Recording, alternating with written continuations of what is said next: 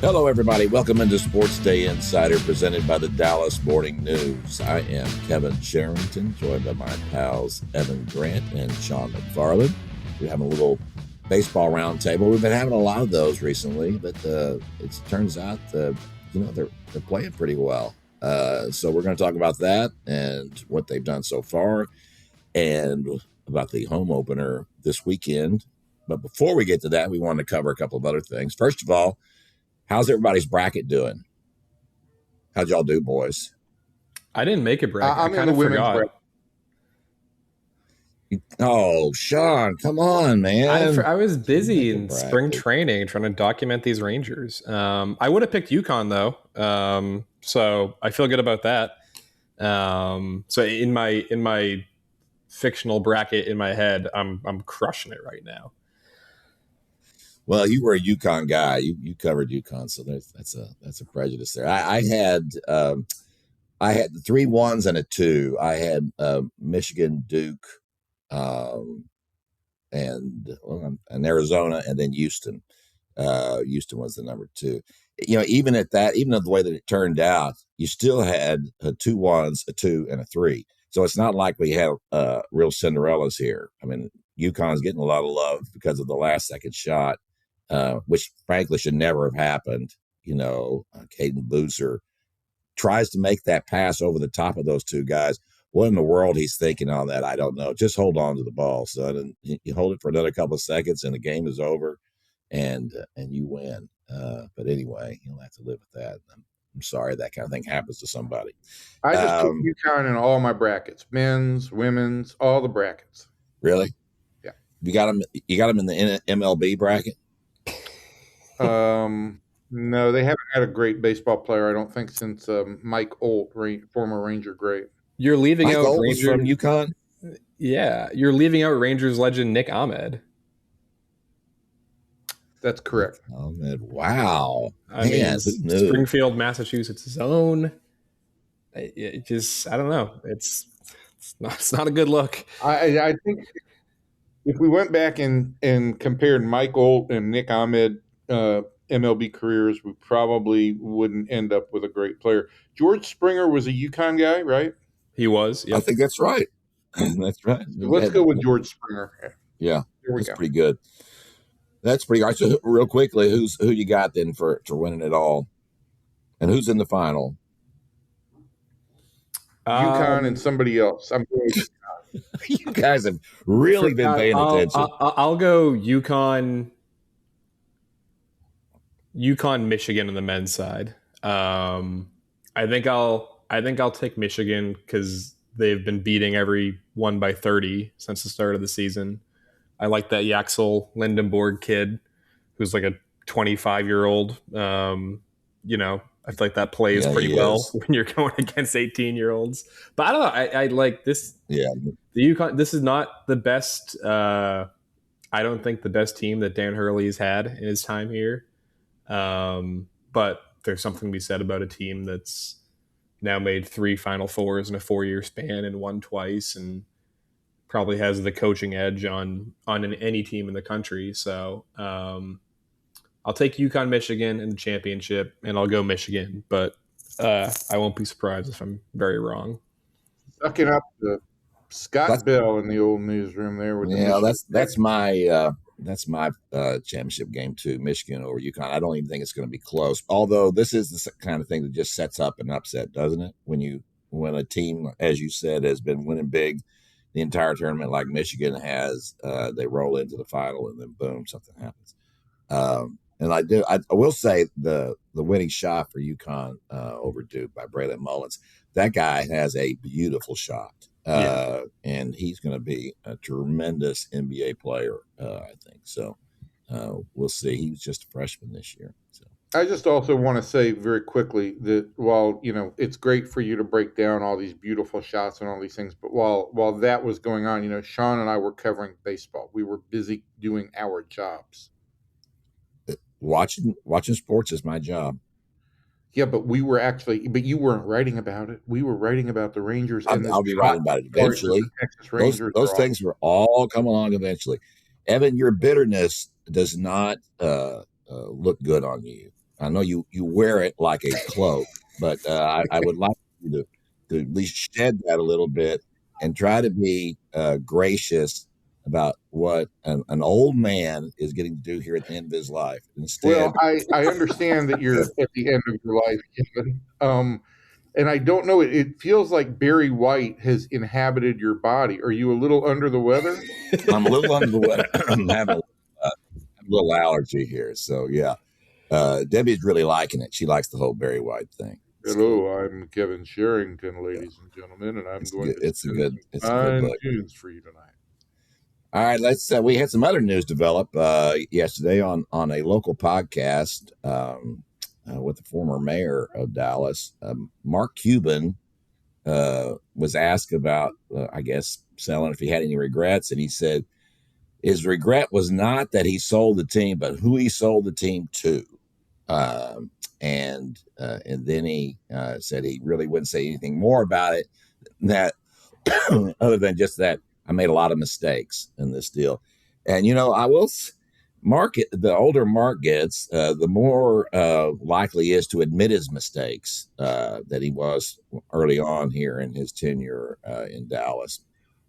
And, but not to have seen all this coming was just foolishness on his part. And maybe not, he couldn't have known the extent of all of it, but from the day that was announced, that the team had been sold, and he was saying that he was still in charge. I wrote a column that night saying that he has no idea what he's getting into here, that these people didn't come in here to watch their money burn. They came in here to run this thing and of course, obviously, to get a casino out of it. And I don't think Mark had any problem with that. And I think, as a matter of fact, he was encouraged by it because he's going to have 27% of whatever that casino delivered eventually as a minority owner. But I don't think he thought that they'd have the blatant disregard for the city that they have shown. I don't know that I would call it a blatant disregard for the city. They sanctioned a trade. Just that was just a huge mistake on Patrick Dumont's part. But he's being loyal to the guy who just led had put together the team that had gone to the finals. And in his own way, he's admitting, I don't know anything about basketball. And he went along with the GM. That was always the problem when Mark was the owner. He was always overruling his GM and most often to the detriment of the team in some of the deals that happened or didn't happen when he was the owner of the team. So it was a big admission on his part. And the really interesting thing is that, I know the relationship has really soured between Mark and the Adelson Dumont clan. But I mean, it seems like now that's irrevocably broken at this point. I don't see any way that he gets back in their good graces after saying that. No, it's ruptured, and he knows it. But I do also think that, he's got the self-awareness as he gets into his 60s that he's willing to acknowledge mistakes. And for whatever reason, listen, I'm not. There's a lot of stuff that I'm not crazy about Patrick Dumont, but I'm not crazy. I'm not going to hold Patrick Dumont terribly responsible for the Luka trade. That falls on the shoulders of the GM. You do give a GM control of your basketball or baseball operations, and you trust his decision making. And I think it would have been an overreach for Dumont to step in there. Maybe a necessary overreach, but it would have been an overreach. But I feel at this point in time, Mark has shown a pretty strong desire to make Dallas a better place. And I think he feels at this point that the Mavericks right now are a organization that's not really committed to making the area a better place, only to lining their own pockets. And look, that's what all owners want, is to line their own pockets. But there are some people who are better at also making the landing a little bit easier for the community around them. Yeah, we'll see. There's no question they're in it for the money. But that just because you're in it for the money doesn't mean it can't make things better. Correct. I was having a conversation yesterday with Tom Schieffer, because I'm writing a column about all the city's multiple issues with its pro sports teams and trying to find a place for them to play, making commitments they can't live up to, and so I was going to revisit with Tom when the Rangers discussed the possibility of moving the club to Dallas, and it was an interesting conversation. I've always thought that Dallas didn't do nearly enough to try to make that happen. Tom kind of made it clear that probably wasn't going to happen no matter what, but it didn't, in my mind, spare Dallas the fact that they just didn't try hard enough. If you line up the individuals in the history of both of the Rangers organization at the time, and then also the Dallas City leaders at the time, you had first of all Tom Vandergriff, who had the wherewithal to bring the Rangers to Arlington, and then Richard Green, who was going to do everything he possibly could to keep them. And sure. Dallas and never also had leaders like that. Look, on both occasions, the Rangers have operated more out of fear for what they might lose in terms of mid-cities and Fort Worth fan bases, rather than embracing what they might gain by going to Dallas. And I think that tactically it was a mistake on the Rangers on both fronts. Obviously, I wasn't here for the move into the ballpark in Arlington, but the most important part at that point was simply getting a quality stadium built, and they accomplished that. I think the next time around, it would have been, and by that point, Dallas had all its problems with its pension program and all that, but I think Dallas has missed the boat on, and I think the Rangers have too, on what they could have accomplished had they put a vibrant stadium into downtown Dallas.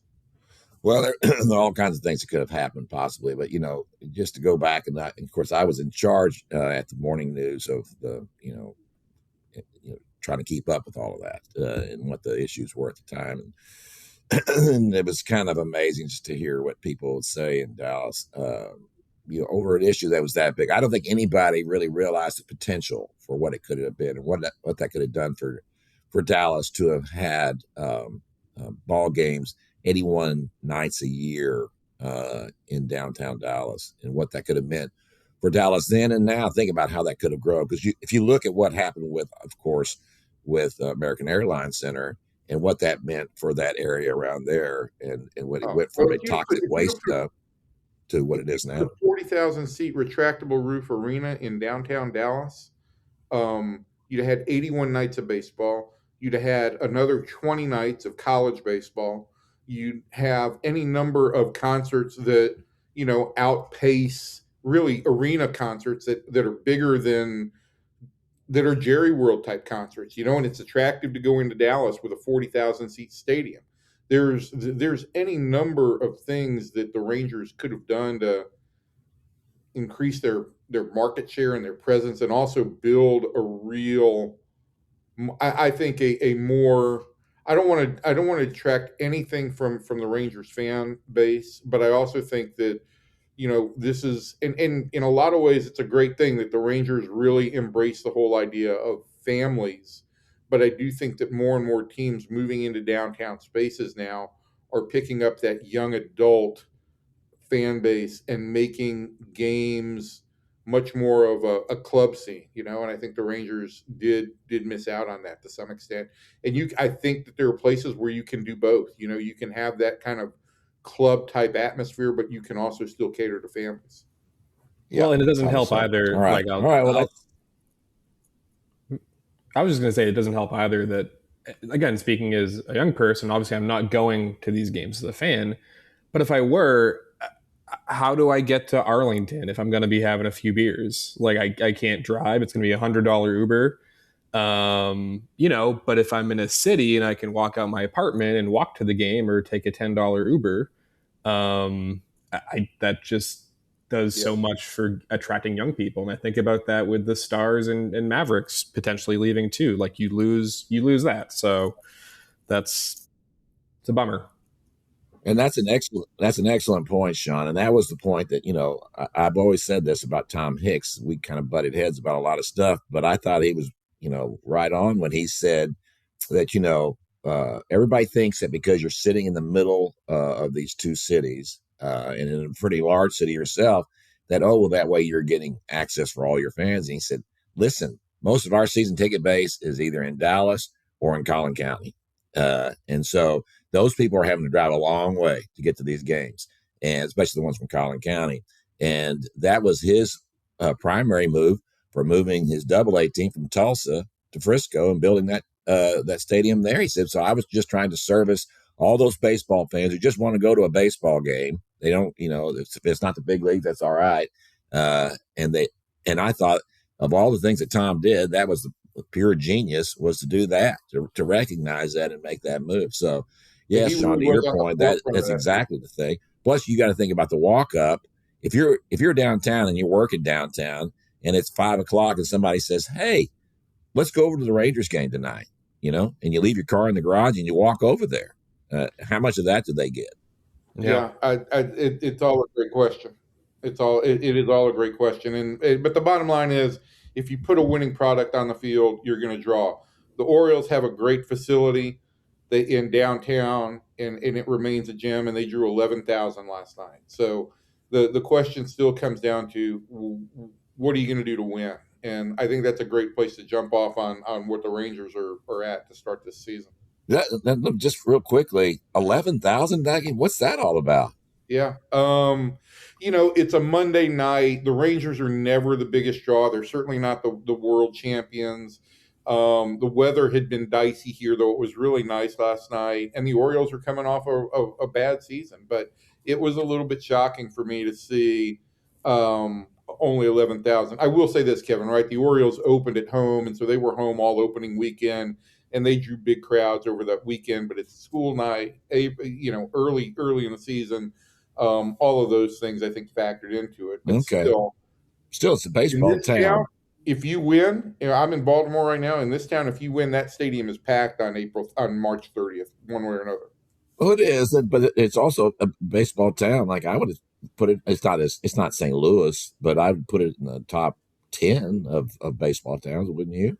It had always been a great baseball town. I think the last 20 years in which they have really not been very competitive for a lot of time, and the Angelos family was really struggling with the organization. I think they've lost a decent amount of their fan base. It's funny. I was riding down in the elevator.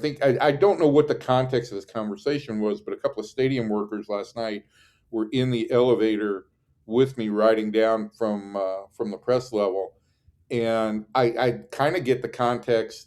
I don't know what it was. Maybe they were talking about attendance, but they both said the football team they think of as the hood, and this place they think of as the suburbs. And I kind of like let out a chuckle, and they said, "You know what I'm talking?" I said, "I'm from Dallas. I'm not entirely sure, but it is." You're not going to get people to come in from the suburbs for Monday Night Baseball for a team that's not good. Yeah, that's for sure. Well, speaking of teams that are good and certainly look good right out of the gate, the Rangers, who had them winning 4 of their first 5 games? Not me. I didn't. I thought it would be good for them to get out of this road trip 3-3. And as we tape this on Tuesday morning, they've got a chance to win this first season opening road trip to the East Coast. They've done a number of things in these first 4 games that we've seen that we didn't see a bunch of last year. They've scored runs. They've taken walks. Look, I mean, they're 3-1. And they didn't get a great start out of Nathan Eovaldi, and they haven't yet gotten a start out of Jacob deGrom, though he's scheduled to start on Tuesday night. But they are. I texted Skip Schumacher after the game last night, and I said, I got to tell you, this is just a fun team to watch right now because they're playing hard and with a purpose. And we can go back and cite any number of small instances over the first 4 games that really stand out. I think the one that stands out for me is Sunday, Brandon Nimmo going hard into second base to break up a double play when the Rangers were leading that game already by 5 runs, and it was late in the game, but he got a great secondary lead. He went hard on the ground ball. He was able to make a legal strong slide into second base, break up double play. And the upshot of all that is the Rangers got another important run in that inning. So these are just things that I haven't seen around this team. Even during the year that they won the World Series, I felt like they came out and they just, pulverized people. I didn't see a team that was as efficient and as dedicated to the process as I'm seeing right now. Yeah, you're getting a little bit of everything here. I thought about during the World Series and the big left-hander made that great defensive play, and when I was watching Jacob Eunice do the same thing, he's going across the foul line and whips that throw back, and of course it's a great play by by Berger. By Berger as well, and of course they should point out they're playing so well that no one's talking about the fact that Berger dropped 2 pop flies, in that game, which was just brutal to watch. It was brutal to watch, but we can both attest that it was blowing pretty hard in Philadelphia that day. Yeah, I'm sure it was, although it didn't seem to bother anybody else nearly as much as it did Berger. Your favorite defensive outfielder, Adolis Garcia, also managed to drop a ball in that win. Yeah, Adolis Garcia. That was kind of sad to watch Adolis in another uniform playing the Rangers. Although he played a key role in that was that game 2 where he got double. He got second life after a drop pop fly. Yeah, exactly.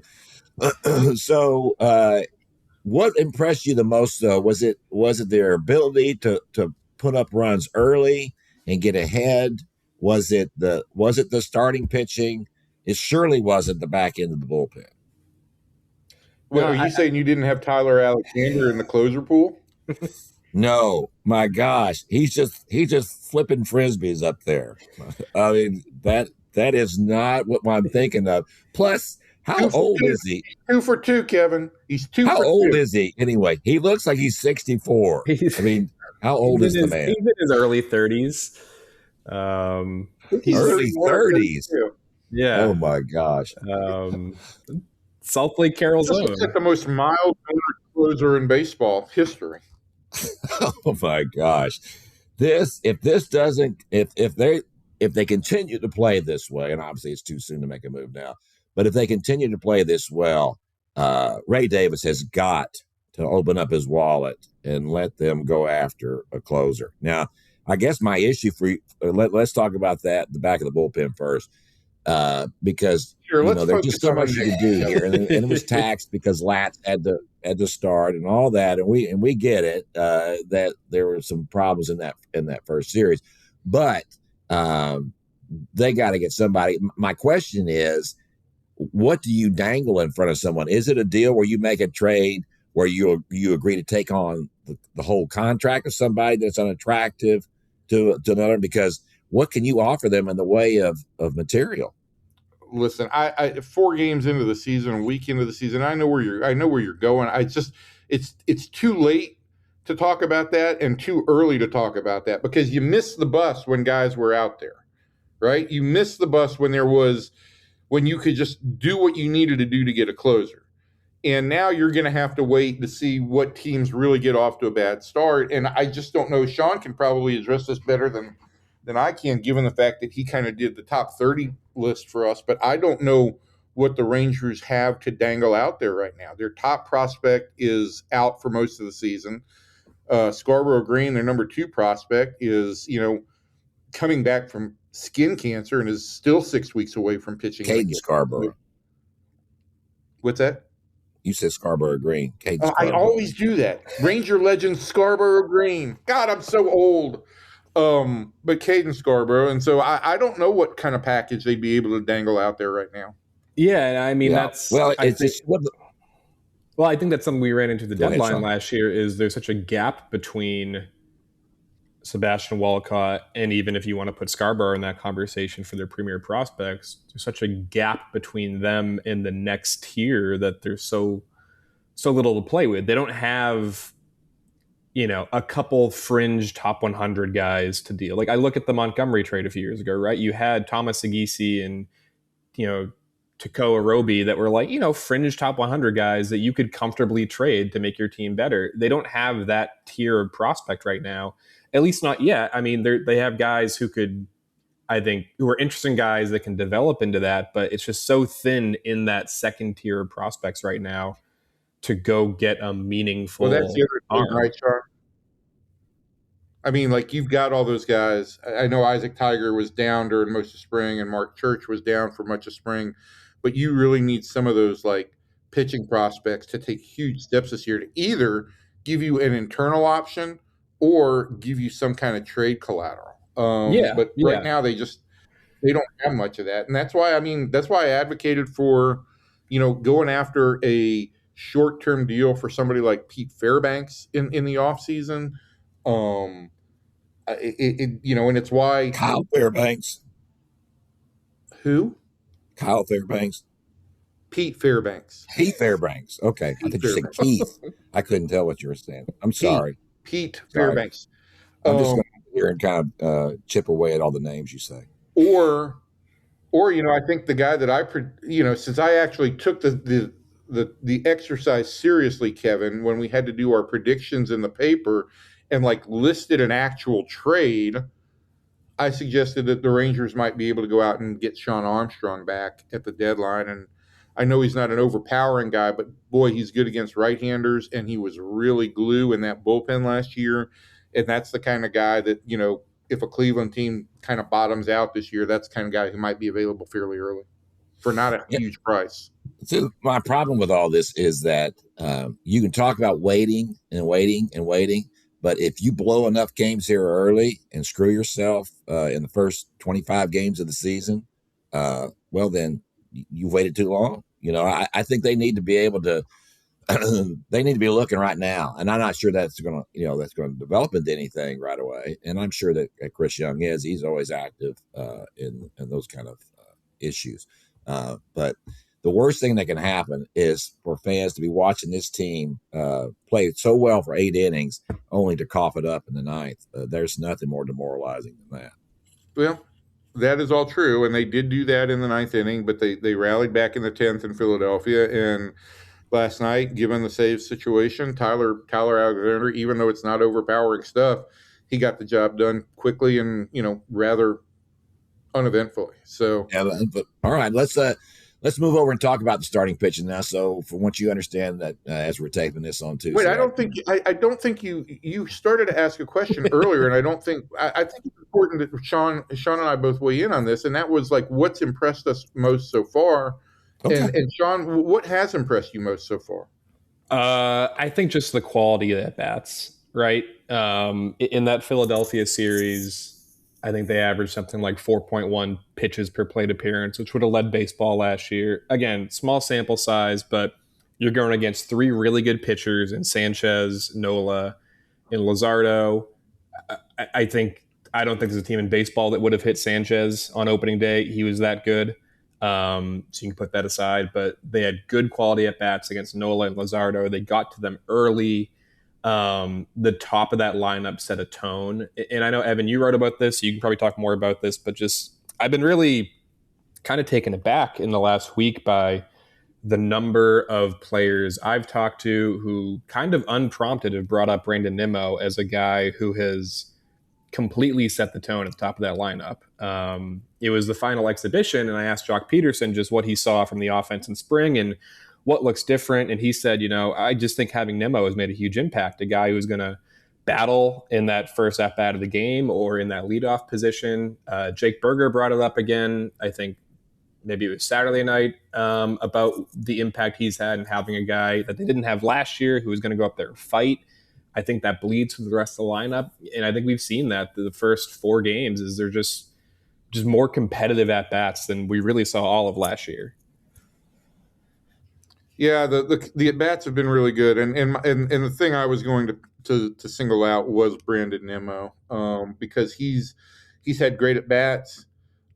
He's done a great job on the base running front. The contact play last night, again, same situation. It's a ground ball chopper right back to the pitcher, but he'd gotten a great lead off of third base and went, had a great read on the ball and made a play at home that that turned into a run and gave them more of a run scoring opportunity. It ended up being a crooked inning for him. So on that front, he's been a tone setter. I think at the top of the lineup, he's been a tone setter. I talked to Evan Carter a little bit about it yesterday, because that's obviously the connection that you draw, two left-handed hitters, both kind of speed guys, both plate discipline guys.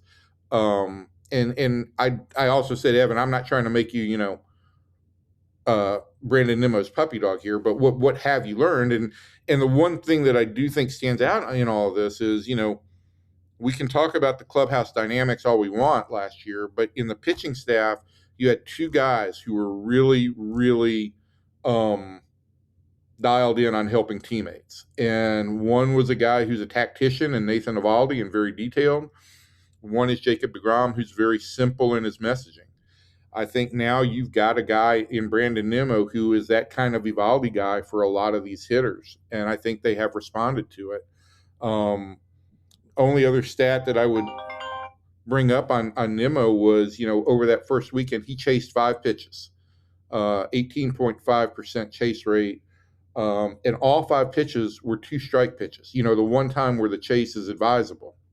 So he's done everything right, and he has a plan for everything. And it's the first impressions are that it was a perfect fit for what this offense needed to try and get on track. You set the tone at the top of the lineup with really disciplined, grinding at bats. Kevin, last night they saw 181 pitches. 181 pitches in a 9-inning game. They did that 12 times last year. And they saw 180 or more pitches 12 times last year. 8 of them were in extra inning games. If you go to 9-inning games, it only happened 4 times. And they've done that in the first week. They beat an elite lefty in the first week, which is something that they didn't do all of last season, partly because Brandon Nimmo homered off of Jesus Luzardo, and he hits righties and lefties. So he's not a strict platoon guy. So that's been the single biggest eye-opener for me. So how much of the ABS challenge is playing a part in the Rangers seeing more pitches, do you think?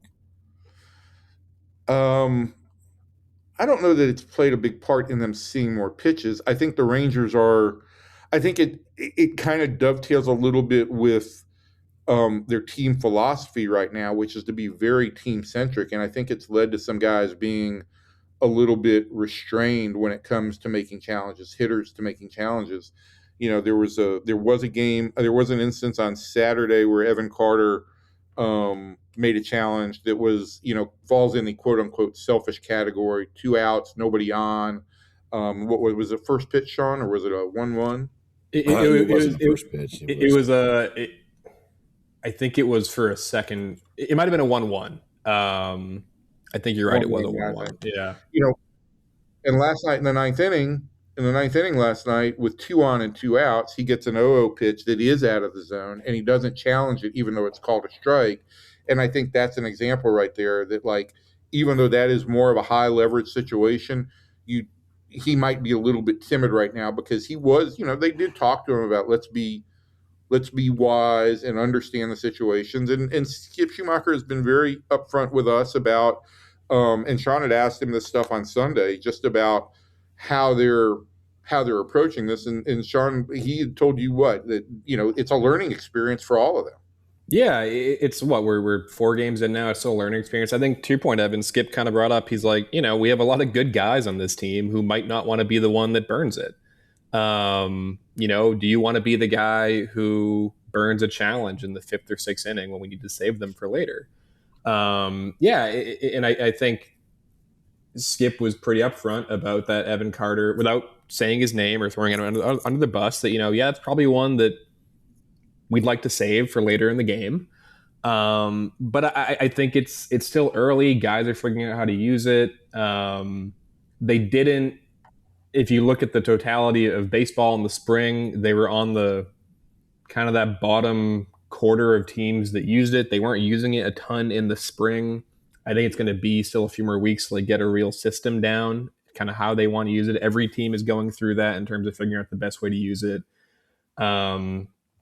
But but I do think it'll just be interesting to see how it all plays out, because it is, I think the interesting part that really Skip said was like, do guys want to be the ones that burn it?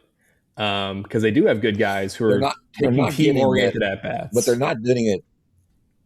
It's not just on offense, though. They're not they're not challenging enough on defense either. The catchers aren't making enough challenges. What the early numbers have shown is that the hitters are the worst at it, right? It's what you'd figure it'd be. Pitchers are the second worst at what you think, and the catchers are the ones who really need to be on the defensive side making the challenges, and they're not doing that. There were several calls late in the game that they could have challenged, and they didn't. And I just think that I know you want to save them, but you have to realize, well, if I'm right, we got two more. And at some point they're just going to have to be more aggressive about it, because I think other teams are being aggressive, and you need to take advantage of the technology and what it's bringing to the game, because what it's done so far has been remarkable, I think. And if you look at the number of calls that have been overturned and the percentages of them, and it's kind of what I figured it would be like. And even that's not the ultimate answer about ABS. It's not about the number of calls that get overturned. It's the key calls that get overturned. If you change a pitch here, a pitch there in the course of the game and reverse those can have unbelievable influences on a game. And I think that's the purpose it serves. And so I think they, I'm sure they're going to gather some more information, and then they're going to maybe hit a reset button on all of it. But for sure, in my mind, they're going to have to be more aggressive. I don't know, Kevin. I mean, I think, yes, the Rangers have challenged the fewest among fielding teams through the first 4 games. I think part of this goes to what is the quality of umpire behind the plate. I think part of it goes to how many calls have really been questionable in high leverage situations. And I can't think of any where I was rushing back to to look at the pitch box to say, boy, that really seemed like a miss here. I've seen more on the batter's side. I don't think that their use of ABS early on has been net positive or net negative so far. I do have a lot of confidence. And another thing, I think that Kyle Higashioka had 3 challenges in spring. He was one of, I think, 8 catchers that had at least 3 challenges during the spring from behind the plate who were perfect. And he's got a really good command of the strike zone. Last night was his second start. They've now split time pretty equally.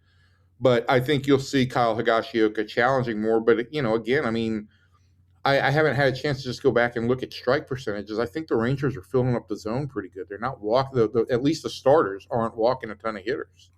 Well, it's not that, as I said, it's not the number of times you challenge it. It's just the times that you just should challenge. I mean, it's as simple as that to me. There were a couple of times there were balls that looked like, when you're setting up as a catcher, especially, and you're not making it. I was surprised there. I don't remember who he was pitching to. I want to say it was Junis that was pitching.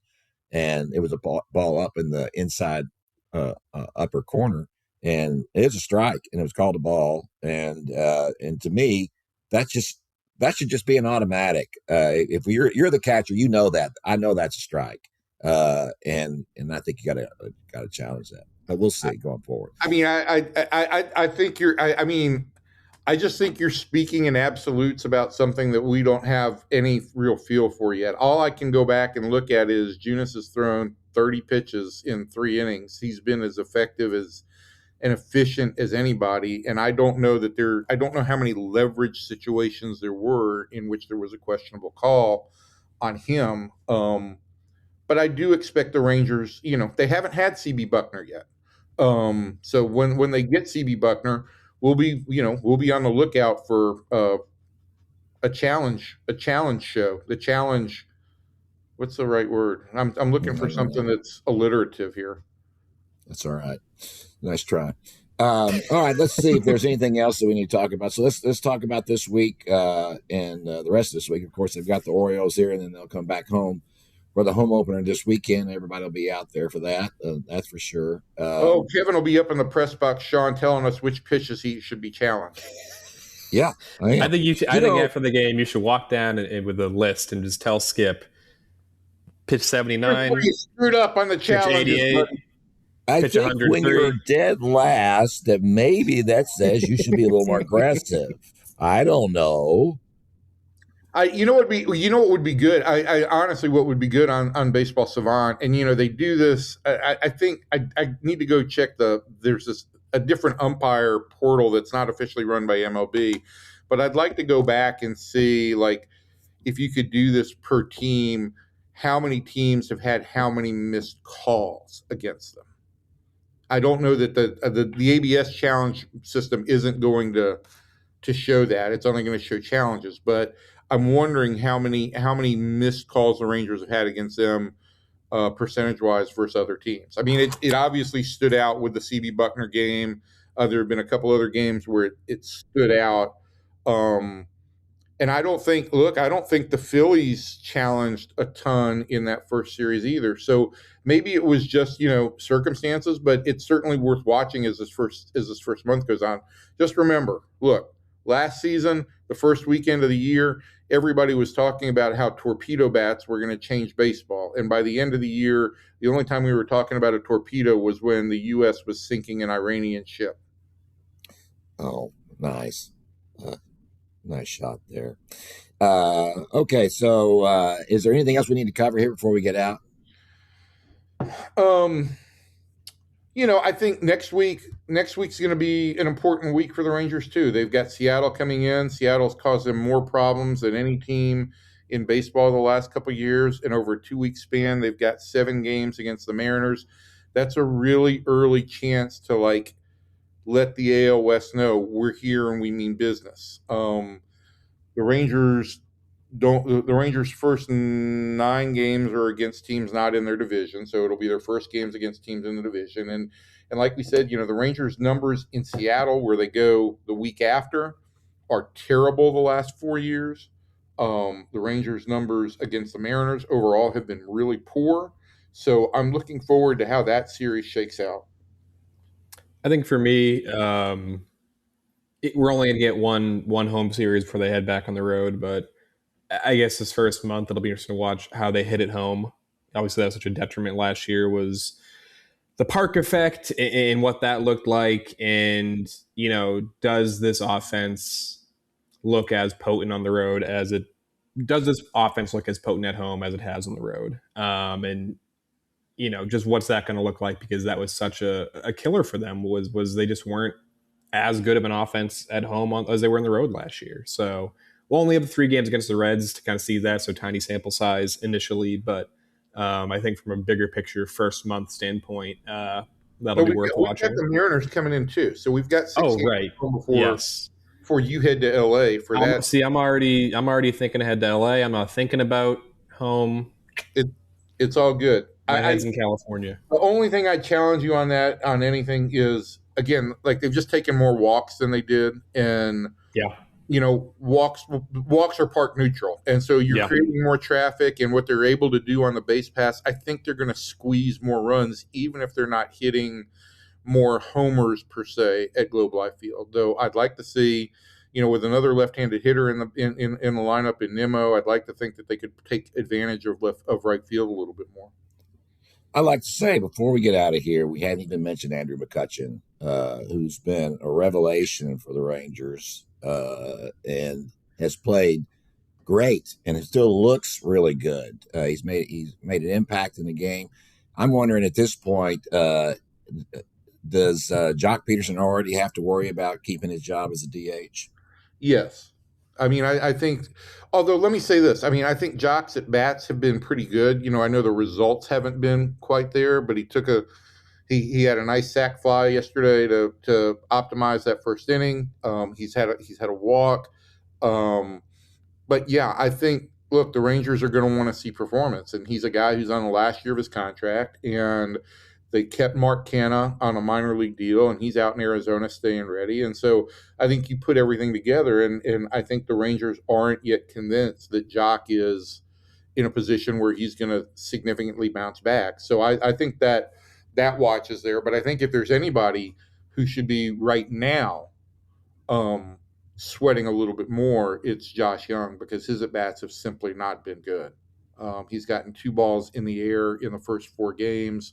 His chase rate is really high. And it just hasn't looked good to this point. I would not be surprised if before the end of the weekend, Ezekiel Duran gets at least 1 start against a right-handed pitcher somewhere along the way. And that would be a message being sent at that point. That's a harder thing to, and I know that he has struggled, and that's a hard thing to do. But it's just a lot easier to dump. Even though Jock Peterson's making $18 million, you're not paying either Canna or McCutchen anything. So it's just a wash. It's the sunk money thing. The money on Jock is already spent. I think the Rangers want to see process, man. They want to see progress in the process, and I don't think they feel like they've seen that from Josh early in the season. Yeah, but he still plays a position. That's the thing about Jock. When McCutchen hits a ball in the hole. Was that last night or night before? Legs it out. That's a big play. Jock's not legging that out. And that's kind of the issue too. Is this team need to be more athletic, and they have made themselves more athletic this year. Yeah, all of that is true, 100%. I mean, look, you're not making a statement that's untrue. I think that Jock is under some pressure to perform fairly early, but I think he's going to get at least a month's worth of runway to kind of get on track. I think that's the benefit of having a 15-year, tried and true career. I think there is some concern that they want to see immediate progress from Josh Young. All right. That's going to do it for our podcast this week. We'll be back next week for more, and we'll be having on Joe Hoyt to talk about the draft with us next week as we get closer to that date, April the 23rd, I believe it is. That'll be fun to see what the Cowboys do there. So from everybody in here to everybody out there, thanks, and we'll see you next time.